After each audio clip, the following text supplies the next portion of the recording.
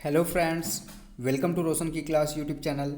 आप सभी का आज की इस करंट अफेयर की वीडियो में एक बार फिर से बहुत बहुत स्वागत है। आज की इस मॉर्निंग की करंट अफेयर की वीडियो में हम देखेंगे 16 मई 2021 के टॉप 10 यानी कि यहाँ पे जो आज के मुख्य 10 करंट अफेयर के क्वेश्चन हैं वो देखेंगे, सबसे महत्वपूर्ण। और उस 10 क्वेश्चन के साथ यहाँ पे हम उन क्वेश्चंस के साथ उसके एक्स्ट्रा पॉइंट्स भी देखेंगे, जिससे आप लोगों का करंट अफेयर का क्वेश्चन तो तैयार ही होगा। उसके साथ ही साथ आप लोगों का स्टैटिक जीके का जो पोर्शन है, जैसे किसी राज्य की राजधानी क्या है या फिर वहाँ के मुख्यमंत्री कौन है, राज्यपाल कौन है, ये सारी चीज़ें भी उसके साथ हम यहाँ पे डिस्कस करते हैं। तो अगर वीडियो देखने के बाद आप लोगों को वीडियो अच्छी लगती है तो प्लीज़ इस वीडियो को लाइक कर दिया करिए। और रेगुलर बेसिस पे मॉर्निंग में टॉप 10 करंट अफेयर की वीडियो देखने के लिए रोशन की क्लास यूट्यूब चैनल को सब्सक्राइब कर लीजिए और साथ ही साथ बेल आइकन को दबा लीजिए, जिससे मैं मॉर्निंग में सबसे पहले करंट अफेयर की टॉप 10 करंट अफेयर की वीडियो अपलोड करता हूं तो उसकी नोटिफिकेशन आप तक पहुंचती रहे। अब दोस्तों चलते हैं पहले क्वेश्चन की तरफ। यहाँ पे देखिए, पहला प्रश्न है, किसके द्वारा नेत्रा कार्यक्रम शुरू किया गया है? तो कार्यक्रम का नाम है नेत्रा, याद रखिएगा। ये शुरू किया गया है नई दिल्ली नगर परिषद यानी कि एनडीएमसी के चिकित्सा सेवा विभाग के द्वारा यहाँ पे नेत्रा कार्यक्रम शुरू किया गया है। नेत्रा कार्यक्रम है क्या, इसके बारे में देख लेते हैं। नेत्रा कार्यक्रम का उद्देश्य घर पर आइसोलेशन में रह रहे कोविड-19 संक्रमित कर्मचारियों को, जो दिल्ली नगर निगम परिषद के जो कर्मचारी हैं, अगर वो कोरोना संक्रमित हो गए हैं और आइसोलेशन में हैं तो उनको अगर कोई मार्गदर्शन चाहिए, कोई सुझाव चाहिए, तो वो टेलीफोन के माध्यम से या फिर व्हाट्सएप के माध्यम से उनका मार्गदर्शन कर सकें। और ये सुविधा जो प्रदान की जा रही है वो समर्पित डॉक्टरों और विशेषज्ञों की एक टीम के द्वारा तैयार की गई है। अगर यहाँ पे बात की जाए, दिल्ली की बात की जा रही है तो दिल्ली के मुख्यमंत्री जी के बारे में जान लेते हैं। दिल्ली के मुख्यमंत्री का नाम है अरविंद केजरीवाल और उपराज्यपाल हैं अनिल बैजल। दूसरे क्वेश्चन की तरफ बढ़ते हैं। दूसरा क्वेश्चन है, किस राज्य सरकार ने महातारी दुलार योजना शुरू करने का फैसला किया है? तो याद रखिएगा, यहाँ पे इस योजना का नाम है महातारी दुलार योजना। ठीक है दोस्तों, काफ़ी इंपॉर्टेंट है क्योंकि कोई भी योजना अगर होती है तो करंट अफेयर से क्वेश्चन सबसे ज़्यादा अगर बनते हैं तो योजनाओं के ऊपर बनते हैं। तो यहाँ पे याद रखिएगा, महातारी दुलार योजना नाम है। ये शुरू किया गया है छत्तीसगढ़ के द्वारा, छत्तीसगढ़ राज्य सरकार के द्वारा ये शुरू किया गया इस योजना को। छत्तीसगढ़ की राजधानी है रायपुर। और ये योजना जो है महातारी दुलार योजना, ये क्या है इसके बारे में देख लेते हैं। यह योजना उन बच्चों के लिए है जिन्होंने कोविड-19 से अपने माता पिता को खो दिया है। योजना के तहत कक्षा 1 से लेकर कक्षा 8 तक के बच्चों को प्रति माह 500 रुपये तथा कक्षा 9 से लेकर कक्षा 12 तक के बच्चों को प्रति माह 1000 रुपये राशि दी जाएगी। तो याद रखिएगा, योजना का नाम है महातारी दुलार योजना। और इसमें 1 से लेकर 8 तक के बच्चों को जिनके माता पिता की डेथ हो गई है कोरोना की वजह से, 1 से लेकर 8 तक के बच्चों को हर महीने 500 रुपये और 9 से लेकर 12 तक के बच्चों को 1000 रुपये यहाँ पे दिया जाएगा। मुख्यमंत्री हैं छत्तीसगढ़ के भूपेश बघेल जी और राज्यपाल हैं छत्तीसगढ़ की अनुसुईया उइके। तीसरा क्वेश्चन है, नोमुरा ने वित्त वर्ष 2021-22 के लिए जीडीपी विकास के अनुमान को 12.6% से घटाकर कितने परसेंट कर दिया है? तो यहाँ पे नोमुरा के द्वारा यहाँ पे भारत की जो विकास दर है 21-22 की, वो पहले तो यहाँ पे अनुमान लगाया गया था 12.6% होगा, लेकिन अब उसको घटा दिया गया है। ये घटा के कर दिया गया है 10.8%। तो याद रखिएगा, ये जो विकास दर का अनुमान लगाया गया है नोमुरा कंपनी है, होल्डिंग इंक की कंपनी है, जो जापानी वित्तीय होल्डिंग कंपनी है, इसके द्वारा यहाँ पे अनुमान लगाया गया है कि भारत की जो विकास दर होगी 21-22 के लिए वो 10.8% रहेगी। इसका कारण क्या है? घटाने के जो 12.6% से 10.8 कर दिया गया है, इसको घटाने का मुख्य कारण यही है, जो कोरोना के जो दूसरी लहर है इसकी वजह से लॉकडाउन जो लगाया गया है, इससे जो वित्तीय घाटा होगा उसके वजह से यहाँ पे 12.6% से ये घटा के 10.8% कर दिया गया है। नोमुरा के बारे में पहले ही बता चुका हूँ, यह नोमुरा होल्डिंग इंक की एक जापानी वित्तीय होल्डिंग कंपनी है। इसकी स्थापना 25 दिसंबर 1925 को किया गया था। याद रखिएगा, 25 दिसंबर 1925। अध्यक्ष हैं नोमुरा के कंपनी के नोबुयुकी कोगा। याद रखिएगा, नोबुयुकी कोगा इसके अध्यक्ष हैं। नोमुरा होल्डिंग इंक जो कि एक जापानी होल्डिंग कंपनी है, इसके अध्यक्ष हैं। चौथा क्वेश्चन है, अंतर्राष्ट्रीय परिवार दिवस प्रत्येक वर्ष कब मनाया जाता है? तो अंतर्राष्ट्रीय परिवार दिवस, ठीक है, अंतर्राष्ट्रीय परिवार दिवस हर साल 15 मई को मनाया जाता है। 1994 में संयुक्त राष्ट्र द्वारा स्थापित यह दिवस परिवारों के महत्व का सम्मान करता है। तो इस जो अंतर्राष्ट्रीय परिवार दिवस की जो शुरुआत हुई थी वो 1994 में हुई थी और संयुक्त राष्ट्र के द्वारा इसकी स्थापना की गई थी। 2021 का जो थीम था अंतर्राष्ट्रीय परिवार दिवस का, काफ़ी लंबा थीम है, इसको एक बार पढ़ लेते हैं। इसका थीम है 2021 का सामाजिक रूप से सतत विकास की ओर संक्रमण, सामाजिक विकास और सभी की भलाई पर डिजिटल प्रौद्योगिकी की भूमिका। तो काफ़ी बड़ा है ये थीम, एक बार पढ़ लीजिएगा। ज़रूरी नहीं कि ये इम्पोर्टेंट है, लेकिन हाँ इतना बड़ा है तो इम्पोर्टेंट नहीं होगा, लेकिन हाँ एक बार पढ़े रहेंगे तो आप लोगों के दिमाग में बैठे ही रहेगी चीज़ें कि अगर पूछता है कि अंतर्राष्ट्रीय जो परिवार दिवस है उसका थीम क्या था 2021 का, तो यहाँ पे इसको एक बार देख लीजिएगा। इससे आप लोगों को कुछ न कुछ चीज़ें हेल्प मिलेंगी। संयुक्त राष्ट्र अमेरिका में सशस्त्र बलों में सेवारत कर्मियों को श्रद्धांजलि देने के लिए मई के तीसरे शनिवार को सशस्त्र बल दिवस मनाया जाता है, यानी कि जो कि इस बार 15 मई को पड़ा है, तीसरा शनिवार मई का। तो 15 मई को ही यहाँ पे अंतर्राष्ट्रीय परिवार दिवस भी मनाया गया और 15 मई को ही सशस्त्र बल दिवस भी मनाया गया है अमेरिका के द्वारा। यहाँ पे देखिए यह दिवस इस वर्ष 15 मई को मनाया गया क्योंकि तीसरा जो शनिवार था वो 15 मई को यहाँ पे पड़ा था। 5वां क्वेश्चन है, किस इलेक्ट्रॉनिक कंपनी ने उत्तर प्रदेश को 60 ऑक्सीजन कंसंट्रेटर उपलब्ध कराए हैं? तो यहाँ पे सैमसंग इलेक्ट्रॉनिक्स है, इसने उत्तर प्रदेश सरकार को 60 ऑक्सीजन कंसंट्रेटर यहाँ पे उपलब्ध कराया है।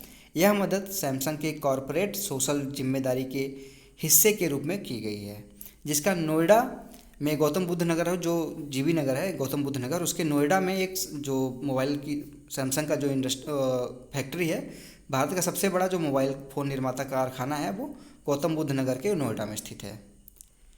सैमसंग ने भी यूपी सरकार को कोविड-19 राहत उपयोग के लिए 7.5 करोड़ यानी कि 7.5 करोड़ रुपए यहाँ पे योगदान दिया है। 6वां क्वेश्चन है, दिल्ली सरकार ने किस इंजेक्शन दवा के उपयोग की निगरानी के लिए 3 सदस्यीय तकनीकी विशेषज्ञ समिति का गठन किया है? तो यहाँ पे दिल्ली सरकार के द्वारा एक इंजेक्शन है, दवा है, जिसकी निगरानी के लिए 3 सदस्यीय तकनीकी टीम या फिर विशेषज्ञ समिति की गठन किया गया है। उस इंजेक्शन का नाम बताना है, तो इंजेक्शन का नाम है टोसिलिजुमैब। तो याद रखिएगा इंजेक्शन का नाम है टोसिलिजुमैब। इसके यहाँ पे जो उपयोग किया जा रहा था, इसको अंधाधुंध उपयोग किया जा रहा था। कोविड-19 का जो काफ़ी घातक जो चरण होता है, अति सक्रिय प्रतिरक्षा प्रक्रिया को नियंत्रित करने के लिए इस दवा का उपयोग किया जाता है। समिति का उद्देश्य इंजेक्शन के अंधाधुंध उपयोग को रोकने तथा वितरण की एक पारदर्शिता और कुशल समयबद्ध प्रणाली स्थापित करनी, यानी कि यहाँ पे अगर अंधाधुंध किसी भी चीज़ का दोहन होगा, अगर उसका यूज होगा तो वो जाहिर सी बात है कि उसका मिसयूज होगा, इसलिए उसका मिसयूज ना हो, सही लोगों तक ये इंजेक्शन पहुँचे, उसके लिए यहाँ पे दिल्ली सरकार ने एक 3 सदस्यीय विशेषज्ञ समिति का गठन किया है। दवा का नाम याद रखिएगा टोसिलिजुमैब है।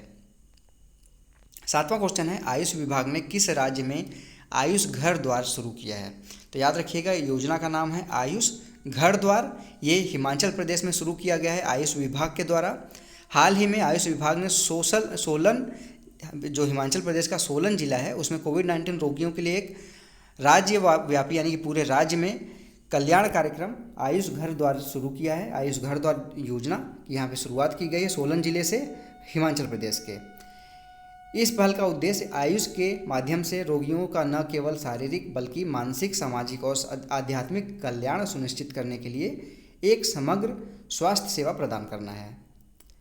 इसे आर्ट ऑफ लिविंग संगठन है एक, याद रखिएगा नाम ये आर्ट ऑफ लिविंग संगठन के सहयोग से लॉन्च किया गया है आयुष विभाग के द्वारा। अगर यहाँ पे बात की जाए, हिमाचल प्रदेश के मुख्यमंत्री जी का नाम है जयराम ठाकुर और राज्यपाल हैं हिमाचल प्रदेश के बंडारू दत्तात्रेय। 8वां क्वेश्चन है, किसे व्हाइट हाउस में राष्ट्रपति जो बिडेन के वरिष्ठ सलाहकार के रूप में शामिल किया जाएगा? तो भारतीय अमेरिकी हैं नीरा टंडन जी, इनको यहाँ पे जो बिडेन है जो कि अमेरिका के राष्ट्रपति हैं, उनके वरिष्ठ सलाहकार के रूप में शामिल किया जाएगा। नाम है इनका नीरा टंडन। वर्तमान में ये कैप की अध्यक्ष और CEO के रूप में कार्य कर रही हैं। इन्होंने centre for American progress action fund के CEO के रूप में कार्य किया है। यहाँ पे कैब के बारे में देख लेते हैं। कैब का फुल फॉर्म है क्रॉस एजेंसी प्रायोरिटी। 9वां क्वेश्चन है, बाटा इंडिया लिमिटेड ने किसे अपना नया सीईओ नियुक्त करने की घोषणा की है। तो बाटा इंडिया यहाँ पे अपना नया सीईओ नियुक्त करने की घोषणा कर दी है। इनका नाम है गुंजन शाह। ये संदीप कटारिया का स्थान लेंगे, यानी कि बाटा इंडिया लिमिटेड के जो अभी तक के सीईओ थे, इसके पहले संदीप कटारिया जी थे, लेकिन अब नए सीईओ बनेंगे 21 जून 2021 से गुंजन शाह जी। ठीक है, इनका कार्यकाल 5 साल का होगा। और इससे पहले गुंजन शाह ब्रिटानिया के मुख्य वाणिज्यिक अधिकारी यानी कि चीफ इकोनॉमिक ऑफिसर यहाँ पे रहे थे, ब्रिटानिया के Gunjan Shah ji. Bata India limited की स्थापना की गई थी 1931 में। इसका मुख्यालय है गुरुग्राम यानी कि गुड़गांव, हरियाणा में। गुंजन शाह इसके अब नए चीफ जो सीईओ नियुक्त किए गए हैं। संयुक्त राष्ट्र प्रमुख ने किसे संयुक्त राष्ट्र का नया मानवीय प्रमुख नियुक्त किया है। तो यहाँ पर संयुक्त राष्ट्र प्रमुख हैं एंटोनियो गुटेरेस। इन्होंने संयुक्त राष्ट्र का नया मानवीय प्रमुख नियुक्त किया है मार्टिन ग्रिफिथ्स को। यहाँ पे मार्टिन ग्रिफिथ्स को यहाँ पे संयुक्त राष्ट्र का नया मानवीय प्रमुख नियुक्त किया गया है। किसके द्वारा? संयुक्त राष्ट्र प्रमुख के द्वारा, जो कि एंटोनियो गुटेरेस जी हैं। इन्होंने पिछले 3 वर्ष यमन में संयुक्त राष्ट्र के विशेष दूत के रूप में काम किया है, बिताया वहाँ पे 3 साल। वह मार्क लोकाक की जगह लेंगे, यानी कि इसके पहले इस जगह पे मार्क लोकाक थे, जो थे व्यक्ति, उनका नाम था मार्क लोकाक, जिन्होंने 4 वर्षों के लिए मानवीय मामलों के अवर महासचिव के रूप में कार्य किया। संयुक्त राष्ट्र प्रमुख के बारे में मैं बता चुका हूँ। संयुक्त राष्ट्र प्रमुख हैं इस समय एंटोनियो गुटेरेस महासचिव, और इसकी संयुक्त राष्ट्र की स्थापना हुई थी 1945 में। और सदस्य देश हैं टोटल संयुक्त राष्ट्र यूनाइटेड नेशन में 193 देश हैं, और मुख्यालय है न्यूयॉर्क, अमेरिका में। ठीक है दोस्तों, तो ये था आज का टॉप 10 करंट अफेयर का क्वेश्चन। लेकिन अभी आप लोग जाइएगा मत, आज का प्रश्न आप लोगों के लिए, इसका आंसर आप लोगों को कमेंट बॉक्स में करना होता है।